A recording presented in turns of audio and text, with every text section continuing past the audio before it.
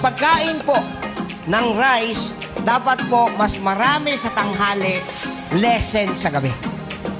Kasi kailangan ng katawan mo na i-digest ito.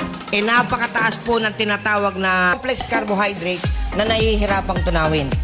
So, kung hindi nyo kayang pigilan na kumain ng marami sa gabi, I suggest, if you eat rice at night, mag-iintay ka talaga ng 3 oras bago ka matulog. Hindi nyo napapansin? Dahil sa pagod natin sa trabaho ngayon, bumabawi tayo ng kain sa gabi.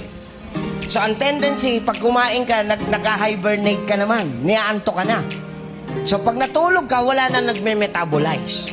Wala nang nagdadigest ng kinain mo. Kaya, ang tendency, lahat ng mahilig kumain ng kanin at natutulog agad, nagsisilaki o tumataba sila. Kasi walang nagdadigest.